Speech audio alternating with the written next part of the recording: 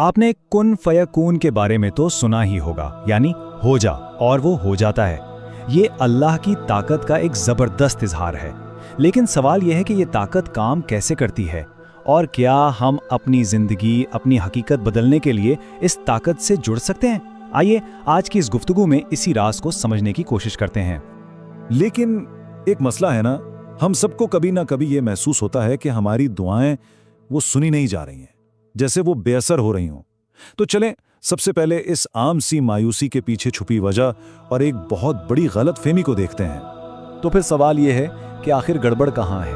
ہم اتنا مانگتے ہیں، گڑ گڑاتے ہیں، راتوں کو اٹھ کر دعائیں کرتے ہیں، لیکن ہماری حقیقت کیوں نہیں بدلتی؟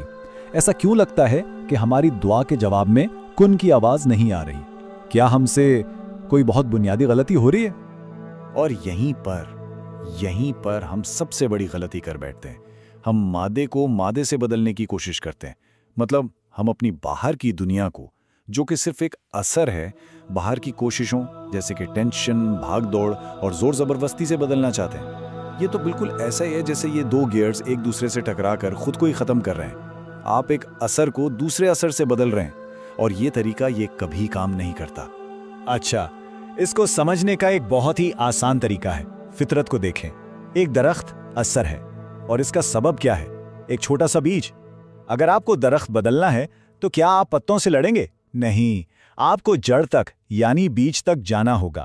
بات بالکل صاف ہے، اپنی باہر کی حقیقت یعنی درخت کو بدلنے کے لیے آپ کو اندر کی دنیا یعنی بیج کو بدلنا ہوگا۔ تو پھر حل کیا ہے؟ حل اصل میں دو دنیاؤں کو سمجھنے میں چھپا ہے۔ یہ دو الگ الگ دنیایں ہیں لیکن ایک ہی حقیقت کا حصہ ہیں۔ ایک ہے عالم خلق، وہ دنیا جو ہمیں نظر آتی ہے، اور دوسری ہے عالم امر یعنی حکم کی دنیا جو ہماری نظروں سے پوشیدہ ہے۔ اب ذرا اس سلائیڈ کو دیکھیں، یہاں ایک بہت ہی دلچسپ بات سامنے آتی ہے۔ عالم امر جو ہے وہ ہماری اندرونی روحانی دنیا ہے، یہی ہر چیز کا سبب ہے، اور عالم خلق وہ ہماری باہر کی مادی دنیا ہے جو کہ صرف اثر ہے۔ قرآن بھی اسی اصول کی طرف اشارہ کرتا ہے، علامہ الخلق والامر، یعنی تخلیق بھی اسی کی ہے اور حکم بھی اسی کا ہے۔ یہ دونوں الگ نہیں بلکہ ایک ہی سسٹم کے دو حصے ہیں۔ اچھا، یہاں ایک بہت ہی اہم بات ہے جسے سمجھنا ضروری ہے۔ اندر کی دنیا یعنی عالم امر میں جب حکم کن ہوتا ہے وہ فوری ہوتا ہے، پلک جھپکتے ہی، وہاں وقت کا کوئی تصور نہیں۔ لیکن باہر کی دنیا یعنی عالم خلق میں اس حکم کو ظاہر ہونے کے لیے، فیکون کے لیے وقت لگتا ہے۔ اندر تبدیلی فوراً آ سکتی ہے لیکن باہر اس کے اثرات آہستہ آہستہ ظاہر ہوتے ہیں۔ چلے اس کو ایک آسان سی مثال سے سمجھتے ہیں۔ ٹی وی تو سب دیکھتے ہیں، ہے نا؟ آپ کی باہر کی دنیا بالکل ٹی وی کی اسکرین کی طرح ہے۔ اگر آپ کو اسکرین پر چلنے والا چینل پسند نہیں تو کیا آپ اسکرین پر چیخیں گے، اسے بدلنے کو کہیں گے؟ نہیں نا، آپ ریموٹ اٹھائیں گے اور فریکوینسی بدلیں گے۔ وہ فریکوینسی آپ کی اندرونی دنیا ہے، آپ کے احساسات، آپ کے خیالات۔ جب تک اندر کی فریکوینسی نہیں بدلے گی، باہر کی تصویر کبھی نہیں بدلے گی۔ اور یہ سب ایک الہی قانون کے تحت ہو رہا ہے، ایک ایسا اصول جو کبھی نہیں بدلتا۔ وہ قانون یہ ہے کہ جو کچھ آپ کی اندرونی دنیا میں غالب ہوگا وہی آپ کی باہر کی دنیا میں نظر آئے گا۔ قرآن کہتا ہے، بے شک اللہ کسی قوم کی حالت اس وقت تک نہیں بدلتا جب تک وہ خود اپنے اندر کی حالت کو نہ بدل لیں۔ اور یہ قانون ہماری زندگیوں میں ہر لمحے کام کر رہا ہے۔ اگر اندر خوف ہے، شرمندگی ہے، احساس جرم ہے، تو باہر کی دنیا میں تکلیف اور مشکل حالات ہی نظر آئیں گے، بالکل اس طوفانی سمندر کی طرح۔ اور اگر اندر سکون ہے، یقین ہے، تو باہر کی دنیا بھی پرامن ہو جائے گی، جیسے یہ ٹھہرا ہوا پانی۔ آپ کے اندر جو کچھ ہے وہی آپ کی باہر کی دنیا کا عکس ہے۔ تو ٹھیک ہے، یہ سب سمجھ آ گیا، لیکن اب سوال یہ ہے کہ ہم یہ کریں کیسے؟ اپنی اندرونی فریکوینسی بدلیں کیسے؟ اس کا جو عملی طریقہ ہے اسے تزکیہ کہتے ہیں، یعنی اپنے نفس کو پاک کرنا، اپنے اندر کو صاف کرنا۔ دیکھیں، تزکیہ کا مطلب ہے خود کو خالی کرنا، بالکل ایک برتن کی طرح۔ کس چیز سے خالی کرنا؟ اپنی انا سے، اپنی میں سے، ماضی کے پچھتاووں اور مستقبل کی فکروں سے۔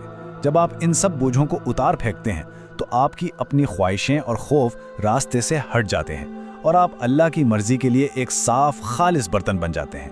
جیسا کہ قرآن کہتا ہے، قد افلح من زکاہا، کامیاب ہو گیا وہ جس نے اسے پاک کر لیا۔ اور ایک بات یہ بہت اہم ہے، یہ سارا کام باہر کی چیزیں جیسے پیسہ یا گاڑی مانگنے کے لیے نہیں ہے، اس کا اصل مقصد دل کو پاک کرنا ہے۔ قرآن میں زیادہ تر دعائیں اندرونی کیفیات مانگنے کے لیے ہیں، جیسے اے رب مجھے حکمت عطا فرما۔ جب آپ کی اندرونی حالت ٹھیک ہو جاتی ہے تو باہر کی دنیا تو خود بخود اس کے تابع ہو جاتی ہے۔ تو جب آپ اندر سے صاف ہو جاتے ہیں، جب وہ برتن خالی ہو جاتا ہے، تب ایک بہت خاص چیز ہوتی ہے، آپ کو الہام ملنا شروع ہو جاتا ہے، یعنی خدا کی طرف سے رہنمائی۔ اب اصل چیلنج یہ ہے کہ اس آواز اور اپنی انا کے آواز میں فرق کیسے کیا جائے۔ الہام کی پہچان کیا ہے؟ اس کی آواز میں ایک گہرا ٹھہرا ہوا سکون ہوتا ہے، ایک ایسا یقین جو ہلائے نہیں ہلتا، چاہے بات کتنی ہی ناممکن کیوں نہ لگے، جیسے حضرت موسیٰ کی والدہ کو ملنے والا حکم۔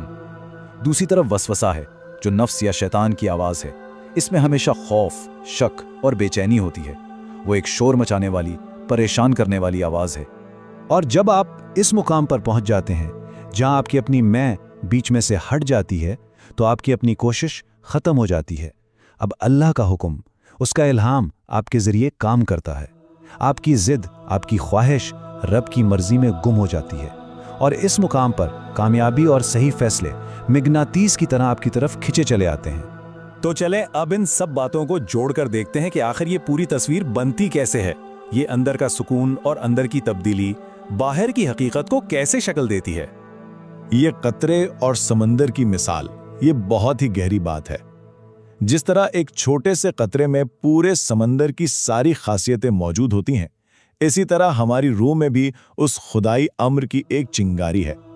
ہمیں بس باہر کی دنیا سے لڑنا چھوڑ کر اپنے اندر کی دنیا کو پاک کرنا ہے۔ پھر آپ دیکھیں گے کہ کیسے حقیقت آپ کے اندرونی حکم کی پیروی کرتی ہے۔ تو آخر میں ساری بات کا نچوڑ کیا ہے؟ بس ایک جملہ: اندر کی دنیا بدلیں، باہر کی دنیا خود بدل جائے گی۔ اصل طاقت کا سرچشمہ ہمیشہ اندر ہوتا ہے، باہر نہیں۔ یہ کائنات کا ایک اٹل قانون ہے۔ تو اب سوال یہ نہیں کہ ہماری دعا قبول کیوں نہیں ہوتی، اصل سوال یہ ہے کہ کیا ہم اندر سے بدلنے کے لیے تیار ہیں؟ امید ہے یہ گفتگو آپ کے لیے سوچ کے نئے در کھولے گی۔ اگر ایسا ہے تو اس ویڈیو کو لائک کریں، ہمارے چینل کو سبسکرائب کریں اور بیل آئیکن پر ضرور کلک کریں تاکہ آئندہ بھی ہم ساتھ مل کر ایسے موضوعات پر بات کرتے رہیں۔ آپ کے وقت کا بہت شکریہ۔